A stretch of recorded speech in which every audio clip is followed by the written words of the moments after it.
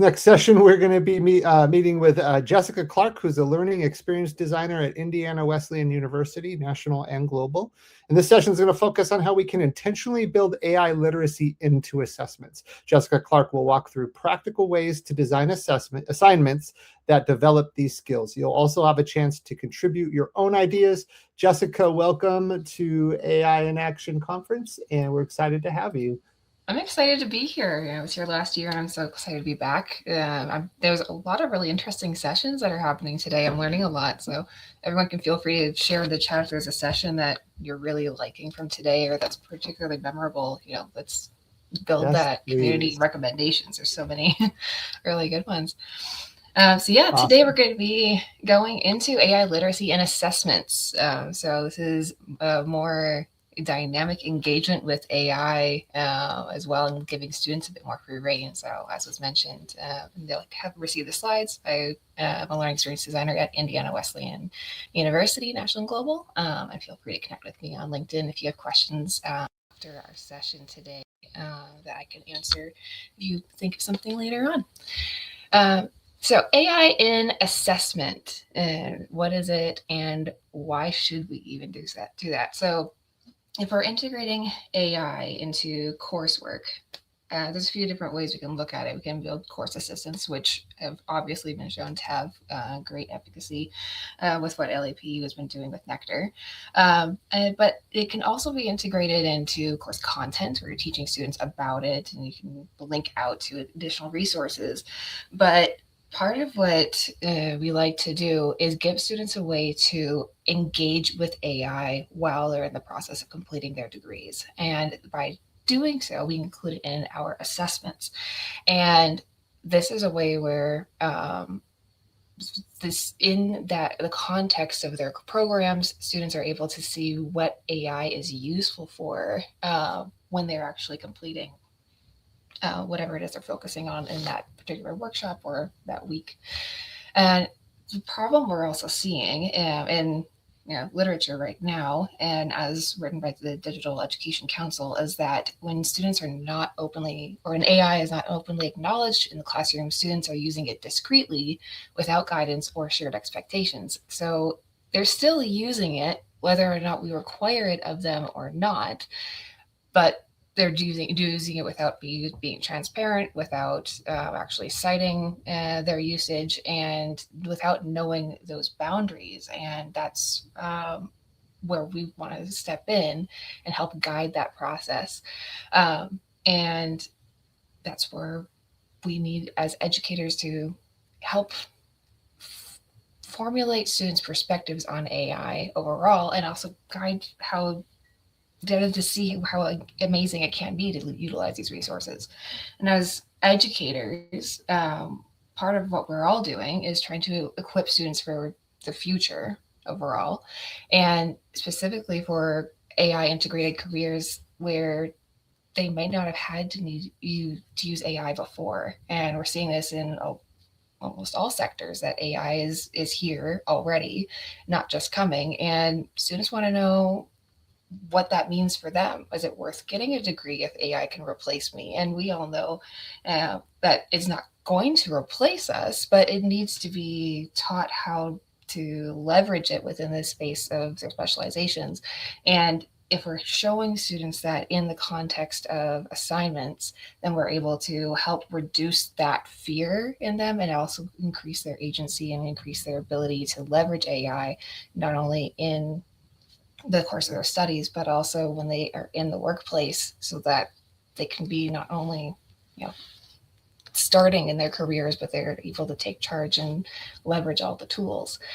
And part of that is also acknowledging the risks of cognitive offloading. There's plenty of literature going around. It's plenty of talk about that on LinkedIn and other resources right now, of the risks of AI, the cognitive offloading aspect. But as Dr. Hanshaw was talking about, and as many sessions are talking about today, teaching students how to actively engage with it instead of passively engaging with AI changes the perspective on what is actually cognitive offloading, and how students are leveraging it instead of just bypassing any kind of critical thinking. And that's where assessment design and integrating it into what students are engaging with actively makes a difference. And it also allows us to teach students effective short and long-term usage of AI and ways that they can leverage AI, both in their coursework and as they're continuing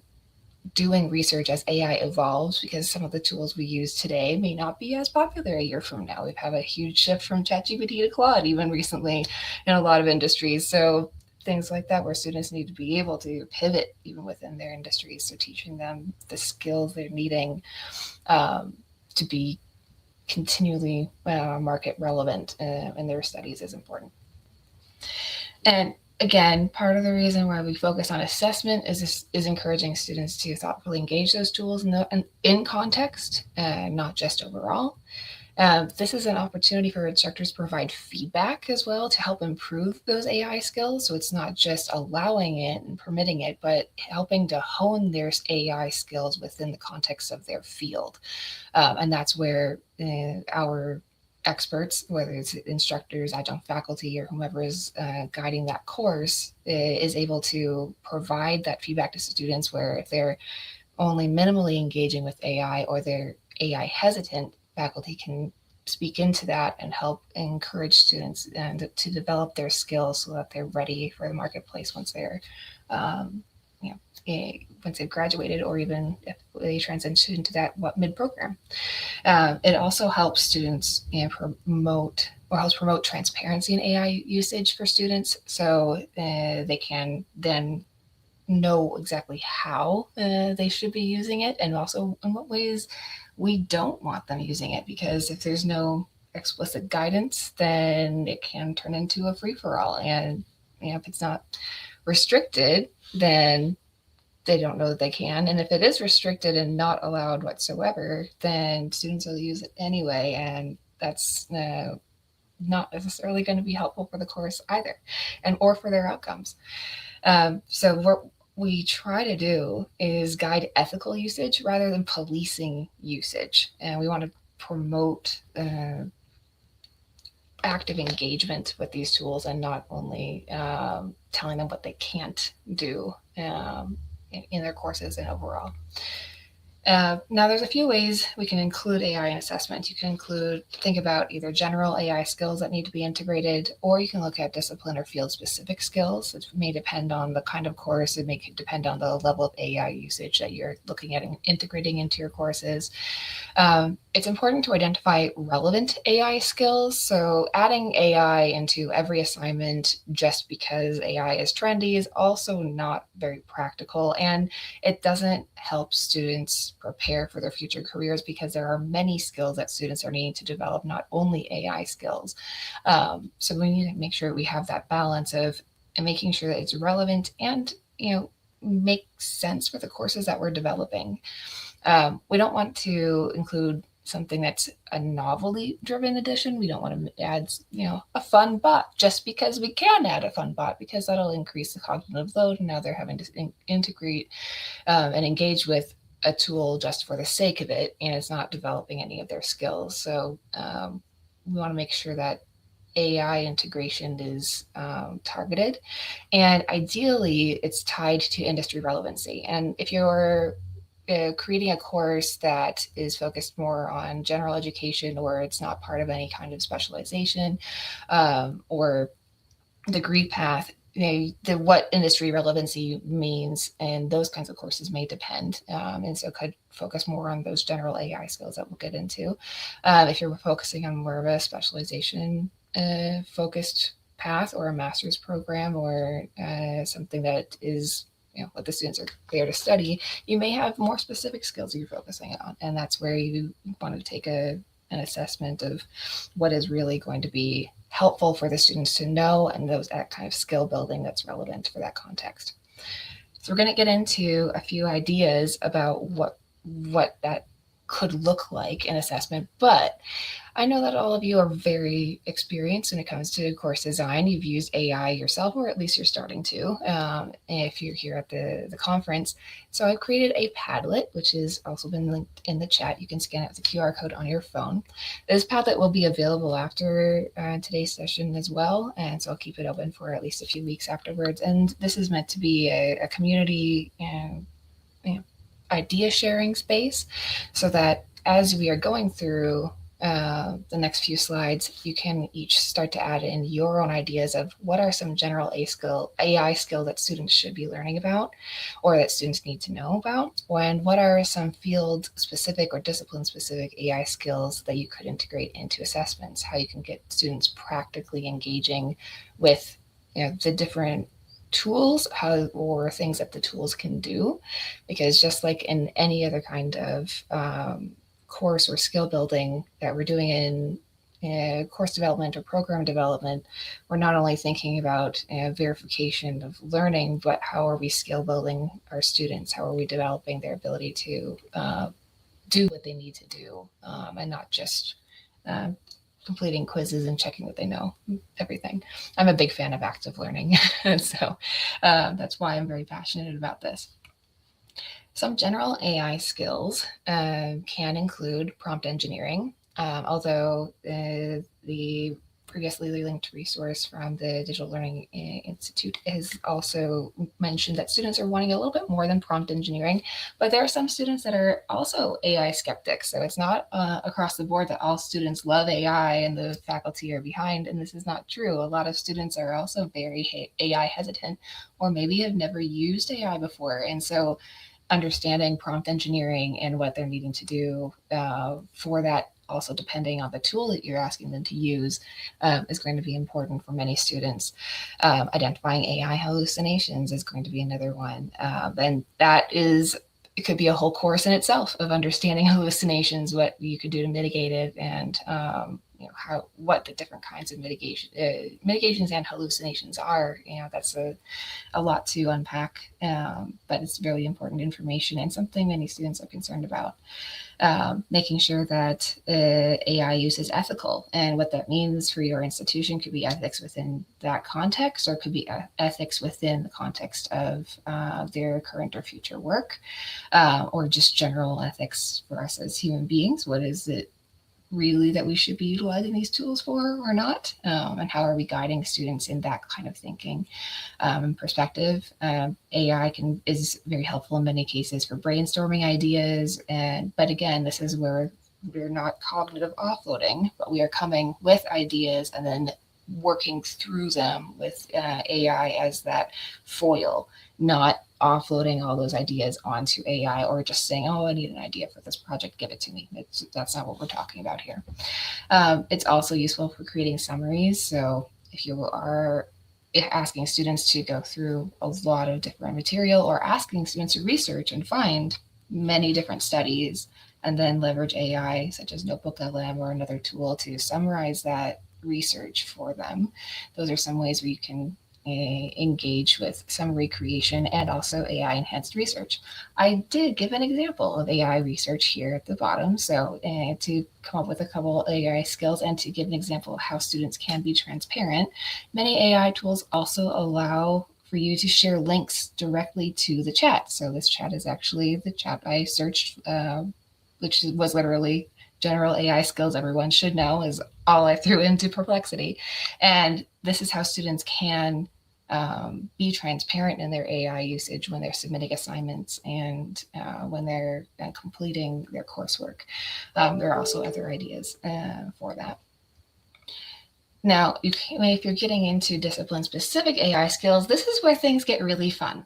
And this is where you can actually dig in deeper to those more heavier uses of AI. If you're looking at nursing programs, for instance, they're going to need to know what is natural language processing, and then how to utilize that in their field, how to identify biased data within their systems or within the data that they're utilizing. One great guide I found in preparing for this today was actually the Nurse's Guide by Holscher and Pugh, which is linked below.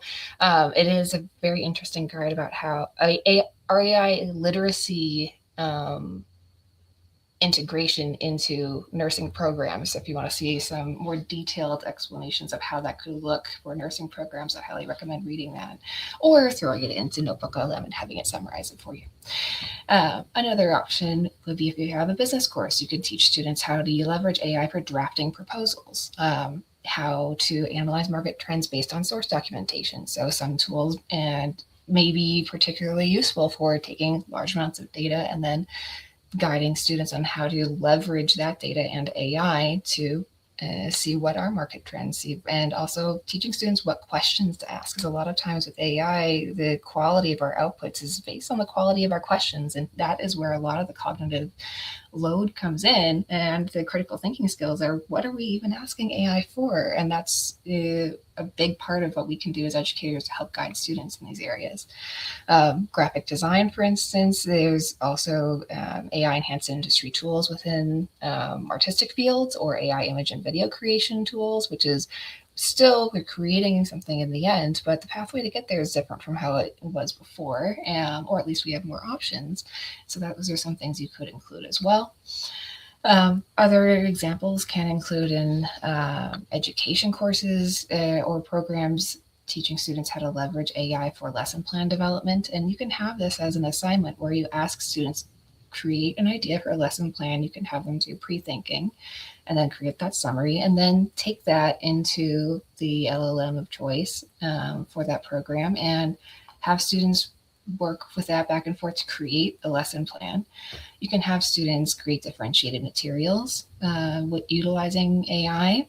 You can, in counseling courses, teach students how to use AI-assisted note-taking devices, and also what they need to do to utilize those ethically according to the different restrictions as far as data anonymization and data privacy, because that's a very critical part of any kind of health program, is understanding what data privacy is and what you can and can't do with AI in that context. And so these are some ways where you can teach about it in content, but then also get students practicing it, and then they're getting that feedback from faculty. And this is where faculty are critical, as they have that industry experience they're bringing to students, and they're guiding students in AI usage, not only telling them what they're not allowed to do, because that's just what's not allowed in the course. Yeah, this is all part of the goal of creating industry relevant students. We want our students to come out of our programs not just having completed a degree, not just moving forward, but to be ready to take on their industries, to be innovative, to not just succeed, but to thrive in the industry they've selected and spent many years studying. We want them to be ready and feel prepared, both because that's what we love to do as educators, but also we want them to flourish. So, and AI tools are here to stay, and what that means for students and what that means for their future careers, we're helping prepare the foundation for that, even if the tools change. Some tips for all of you could include providing clear guidance on expected AI use. So if you're integrating this into assessments, make sure you're making it clear to students what you're expecting them to do with the tool, and also what you don't want them to be doing with the tool. You can restrict students to different levels of AI usage or different ways of engaging it. So if you're only wanting them to do summaries, but you don't want them to do like whole page content, or if you're wanting them to do something more dynamic or utilize a specific system, be clear with what you're wanting them to do, and be clear with also not what you don't want them to do in that process. And that's where clarifying prohibited AI practices is going to be critical. Encourage students to be transparent in their AI utilization. You can do this through having it be referenced. You can ask students to provide copies of their chats if they've indicated they've utilized a chat. You can have students reflect reflect on the process of using AI, what they liked about it, what they didn't, some issues they found, get students, if they're doing research, to do secondary research to compare the results to what they were finding through traditional research spaces, or to verify if there were hallucinations and accuracy of information. But approaching this as a coaching perspective, not a policing perspective. You're wanting to guide students into being the industry leaders that we're wanting them to be, not police them and restrict them within our programs, and then not letting them develop the skills that we're hoping for them to lead with. So looking at the Padlet, what ideas did you come up with? You can share your ideas for that in there. And then we will move on to QA. And I think a few of you have been sharing some of those ideas, and this will develop later on. So some really cool ideas of having students develop their own assistants with Google Gemini or Gem, very nice, or through another provided tool, and then have students share them with their peers for testing, right? Because you're sharing those tools and getting them those ideas. We have a screenshot too, nice. So prompt engineering is a definite first stop for students with AI, helps to see how much power we hold for AI training in the initial prompt and setup of an assistant. Asha mentioned for education, you could have them do lesson plan fidelity audits where students and faculty can evaluate an AI-generated lesson plan, whether it genuinely applies to the framework, like UDL, Bloom's backward design, or just references it superficially. Exactly, because a lot of the things that come out of AI, if we don't prompt super specifically, sometimes we get very general outputs that seem great on the surface, but once you dig into it, you're like, wait a minute, this needed to be more in depth. And now you have to revise and go back. And so knowing that you need to do that, and it's not just a 2 clicks and you're done kind of process, is I think helpful for students to know that that's part of what they need to be doing. So those are my recommendations for enhanced assessment. Thank you so much, Jessica. What a sweet opportunity for people to contribute on that Padlet. You can catch that in the comments. If you have any questions for Jessica right now, we want to invite you to go ahead and post them in the comments, and we'll give you a moment to do that as you think through that.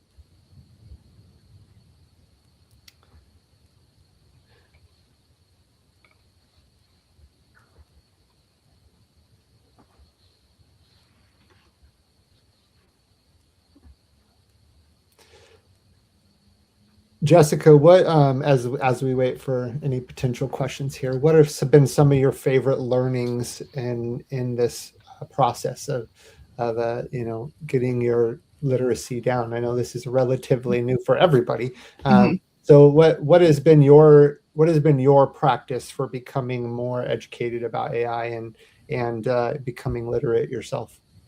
For myself, following different content creators on LinkedIn has really been really helpful, because I'm a person, I love depth of information. I love learning about not only what I can do with AI, but why it works a certain way and how I can leverage it. I know that lately my new obsession's been with Claude, just to leverage the credit limits that we have there as well, because it's a different thing than working with ChatGPT. That's definitely been something exciting.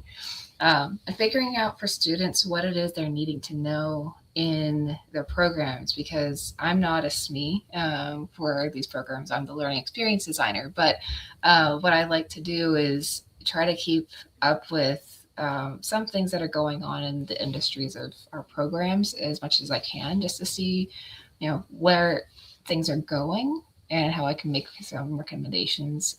If faculty aren't sure themselves, I can make suggestions in that area. So I kind of diversify. But I think experimenting as well is really critical. So we recommend active learning for our students, but we also need to do that for ourselves. And I recognize that takes time. And we don't all have a lot of time, especially now there's so many things to learn and keep up on with online education. But really taking some dedicated time on learning how to use these tools in different ways has been really helpful. Absolutely. Practice really is the key, and just getting in there and trying out different tools, and recommend even like signing up for short demos and things like that. It can be really, really helpful just to trying out different products.